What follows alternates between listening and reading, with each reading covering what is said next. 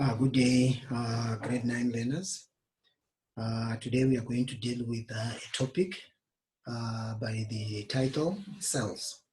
So we are going to look at cells, and cells is the first topic that we deal with in life science. In other words, cells fall under life science. So we are dealing with life science in term 1. So cells is our first topic.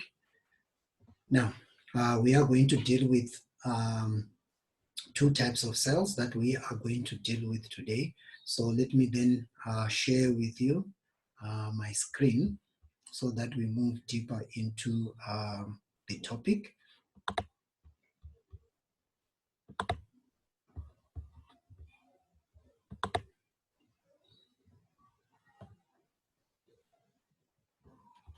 Now, like I said, this is the topic. It's life science, and it's lesson number 1, plant and animal cells. That's what we are going to talk about.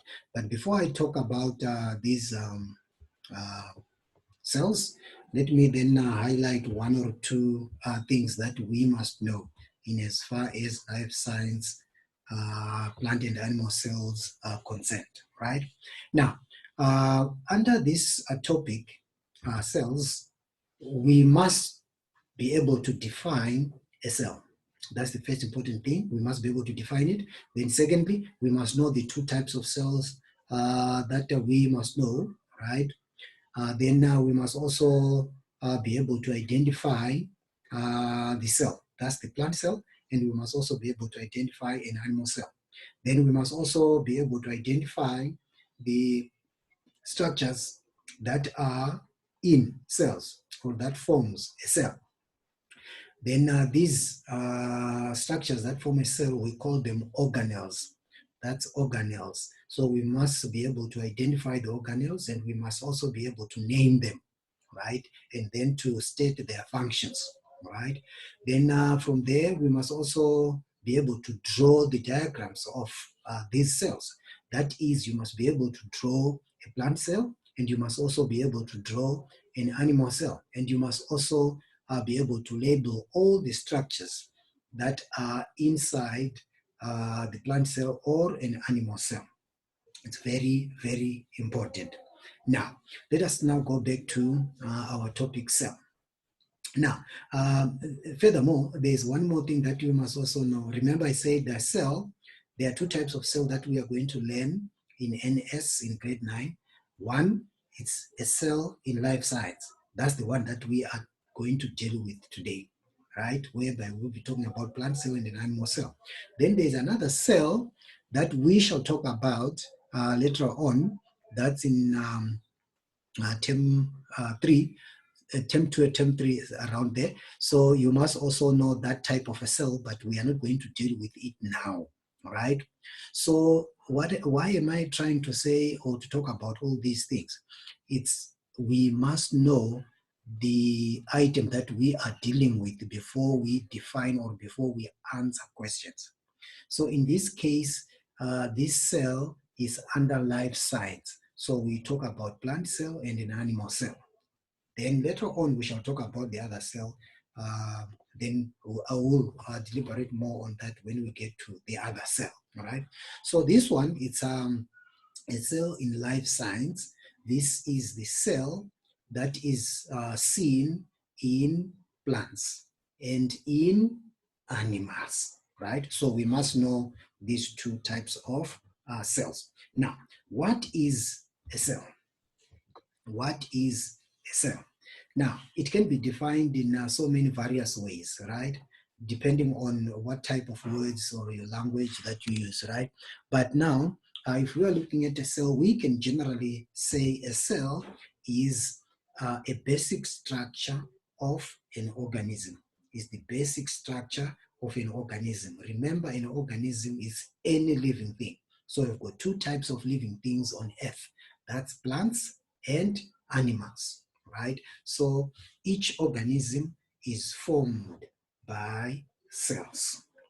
Or we can define it as the smallest unit of life, the smallest unit of life. So wherever there is life, there is this smallest structure which we refer to as a cell. However, remember we said inside this cell, there are organelles, right? So in this case, we are defining the cell as the basic or the smallest unit of life, or the basic structure of an organism. And inside it, there are also other structures which we refer to as organelles. Right, then that's a cell. Then from there, let us then look at examples of plant cells, right? This diagram, plant cell, or the diagram of a plant cell, it can be drawn in so many different ways. And there are certain or specific features that we must see, right? There are organelles inside them, then we must see them as well. However, in this case, we are just looking at examples of diagrams that can be drawn whenever you are asked to draw the structure of a plant cell. Now, these structures, there are diagrams that represents or that shows the structure of a plant cell. Remember, cells are very, very, very tiny. We cannot see them by using our naked eyes. We can only see them by using a microscope, right? So it was found out that the structures that are inside can be drawn by using the diagrams that I'm going to show you. One, we have that one that is shown there, right? That diagram there is a diagram that was drawn, and it represents the cell of a plant. Then we also have got the second one there. That one is a black and white diagram, right? The first one is a two-dimensional diagram. Same applies to the second one, which is also two-dimensional. In most cases, those are the type of diagram that we normally make use of, right? And the second one, which is black and white, is the one that is mostly used, especially in exam conditions or under exam conditions, right? We don't normally make use of colored diagrams. We normally use a black and white diagram under exam conditions. So you must be able to identify the organelles that are inside. And you must also be able to draw diagrams which appear to be similar to the ones that we are seeing right now. Then the third one there, it is also a diagram showing the structure of a plant cell, but the diagram there is a three-dimensional diagram. Remember, a three-dimensional diagram, it shows the solid structure of an object. So in this case, we are shown half of or part of the cell. The cell has been cut into two pieces. So we are looking at one of the pieces. So that one is three-dimensional. Then we've got another two-dimensional, it's black and white, right?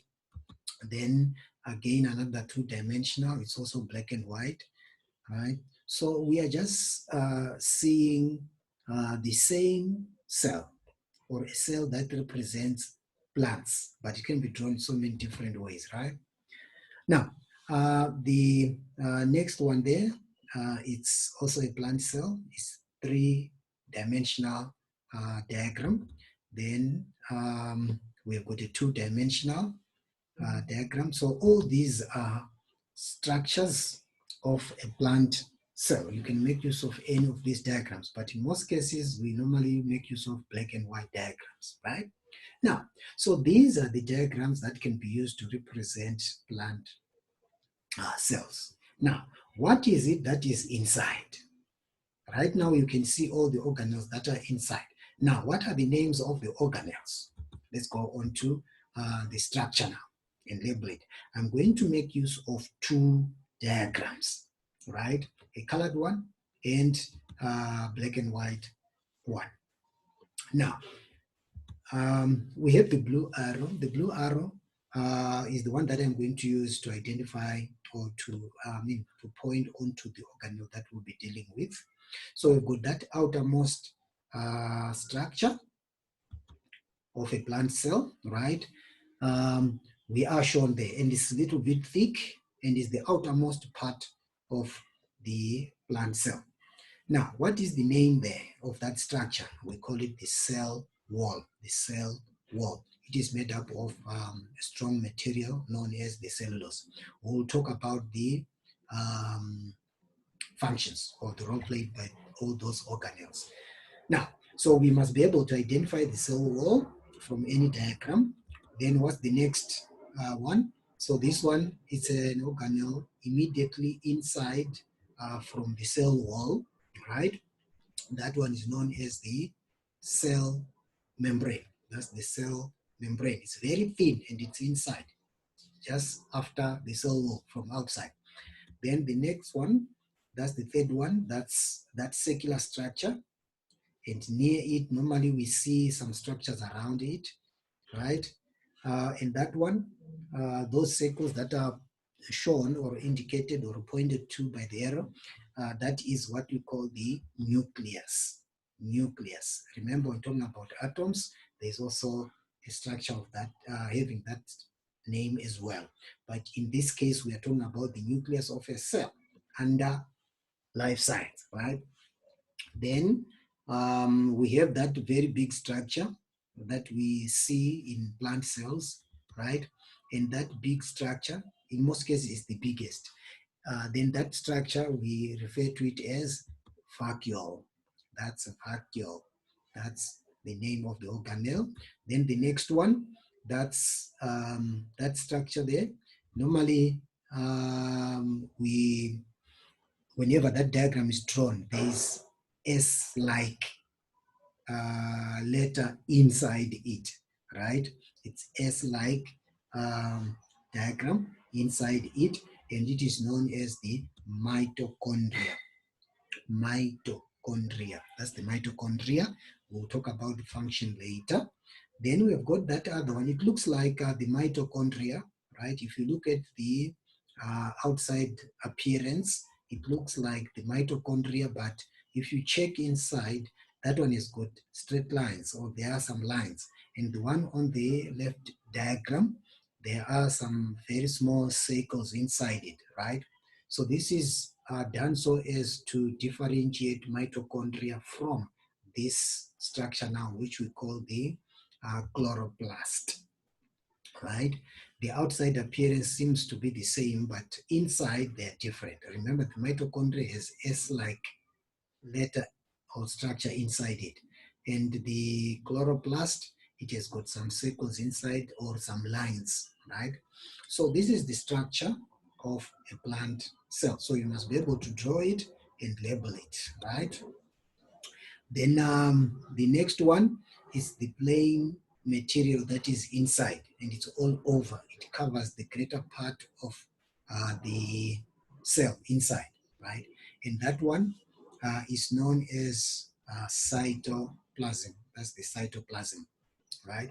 So these ones are the organelles that I just highlighted, right? Or that I've just shown you. There are also other structures that I did not label here. The likes of ribosomes. Ribosomes, if you check on the diagram on the right-hand side, those small circles there, those are the ribosomes, right? I did not mention them. Then there's also a Golgi, right? A Golgi, just above the last arrow on the right-hand side there, or on the left-hand side. The bottom arrow, the structure just above it, which appear to be circular, semicircular like, right? That's the Golgi, but I did not mention it there. Then there is also what we call endoplasmic reticulum. There's a rough one and a smooth one around the nucleus on the left-hand side diagram, right? So those structures, they are also important, but I thought of not talking about those ones a lot. But if you look at those organelles that I've just labeled there, the 7 organelles, those ones must be known, right? Must be known. We shall be talking about those ones even in our next lesson. So you must be able to identify all those organelles, or you must be able to draw the diagrams and label all those organelles, right? So that's the structure of the plant. Now, then let us now look at the second type of a cell.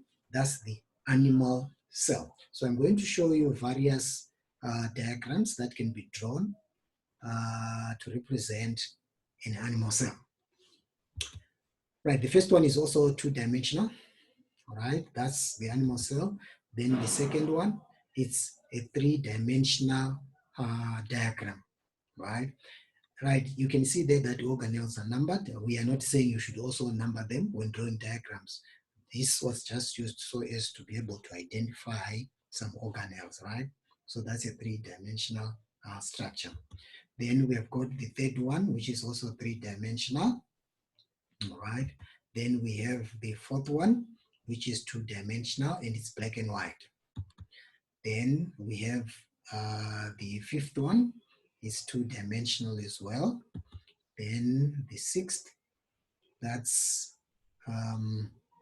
three-dimensional. It has been cut into half. Then the seventh one, it's two-dimensional. You can also even say it's three-dimensional. It's just that it's transparent, but that diagram is just two-dimensional. Then the last one is also two-dimensional. So that's all those diagrams are showing the structure of an animal cell, right?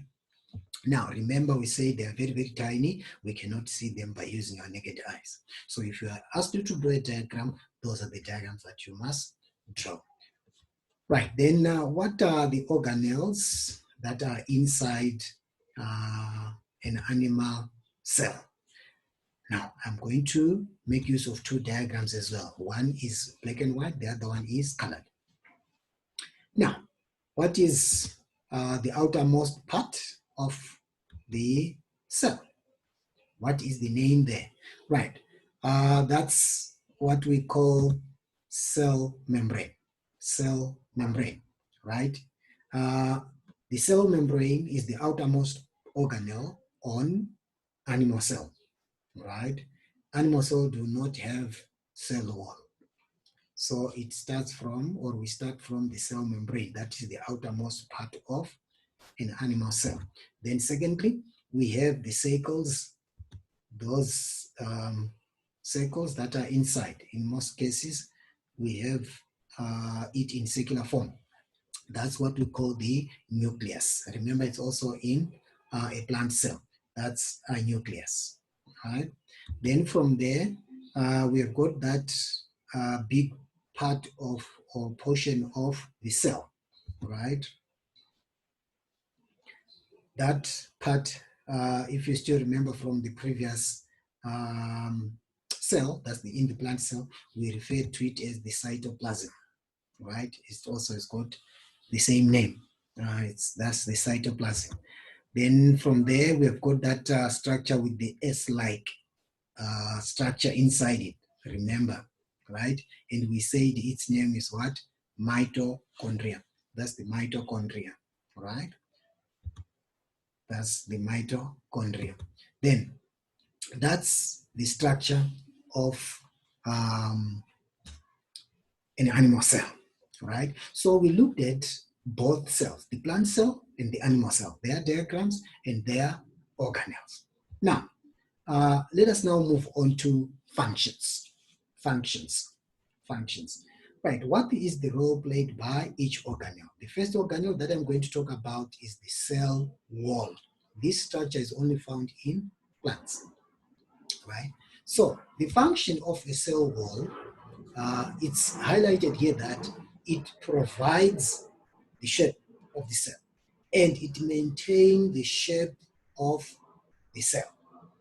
Then it protects the cell, right? So that's the function of the cell wall. It provides the shape, it maintains the shape, and it what?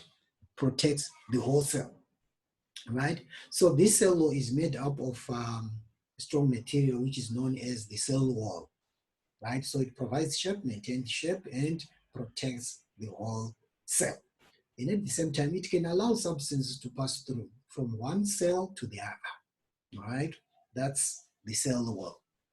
But its major purpose is to provide shape, maintain shape, and protect the cell.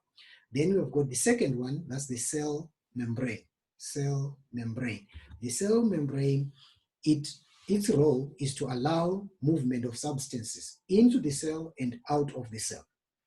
Remember, a cell is a living thing, so it is in need of certain material in order for it to live and to perform its function. So it needs certain materials, right? The likes of food, likes of water, and the like. They are allowed to pass through the cell membrane. It's either into the cell or out of the cell. So all the material needed by the cell is allowed to move into the cell. Its waste material or substances are then taken out of the cell. They pass through the membrane, or it allows them to move in or out of the cell. Then number 3, the nucleus. Nucleus, right? The nucleus, this is the organelle that control all the activities that takes place within the cell. So it's like the brain or the brains of the cell. So it controls all the activities. And it also contains what we call DNA. DNA, it's an abbreviation which simply means deoxyribonucleic acid. That's the deoxyribonucleic acid. So this is the part where inherited genes are, right? Remember, genes are the ones that causes us to appear the way we appear, right? And these genes can be inherited from our parents, right? And they then make us to appear the way we appear, like I said earlier on, right? So that's where the genes are. They are in the nucleus. That's the DNA, right? Then number 4, that's cytoplasm. The cytoplasm, the liquid that is inside the cell, right? What is its function? The cytoplasm, it fills the cell. It fills the cell, right? This cell becomes what? Rigid of some sort because of this liquid that is inside it, right? So it fills the cell. Then it's just liquid, right? Then all the organelles are inside this liquid that we refer to as cytoplasm. They are there, right? In some cases, you shall come across where it says all chemical reactions or some reactions within a plant, they are taking place inside the cytoplasm, right? That's where all the organelles are, right? That's in the cytoplasm. Then the 5th one, that's vacuole. Vacuole. Remember I said in the plant cell, it takes part, it's the biggest organelle that is inside there, right? Then this vacuole, it stores food, water, and other materials needed by the cell, right? So these are these materials or substances that are allowed to pass through the cell membrane as they move into the cell.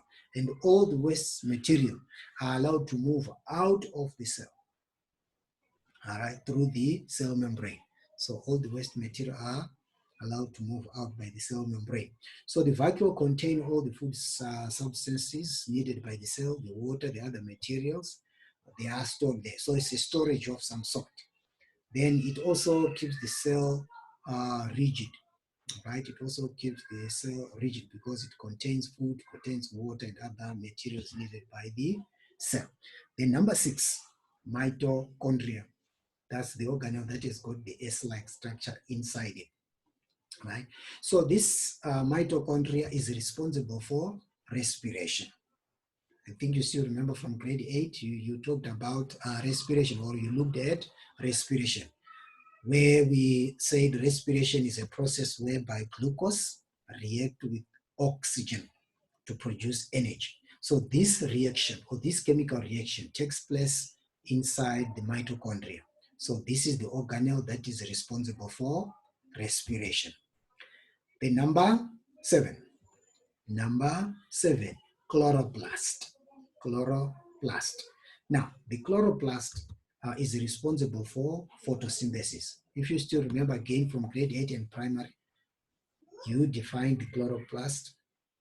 You learned about photosynthesis, where we said photosynthesis is a process whereby sunlight react with the carbon dioxide to produce glucose. And this process occurs in the presence, or takes place in the presence of what?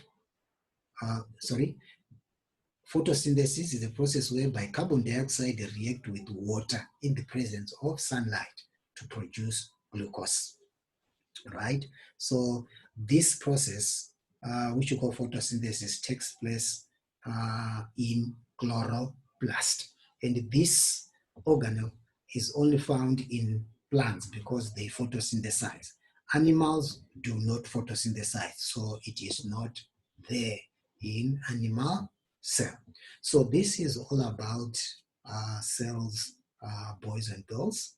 We looked at the definition of a cell, which is very, very important. Then I also said you must know, or must be able to identify the structures. That's the plant cell and the animal cell. You must be able to identify those structures. And inside those cells, there are also organelles that you must also be able to identify, right? Then you must also be able to draw the diagrams without copying it from somewhere, right?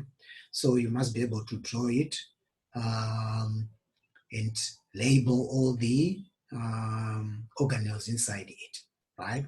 Then the organelles, you must also know the functions of each organelle. So remember I said that I've just listed 7 organelles. I did not mention the organelles such as the Golgi.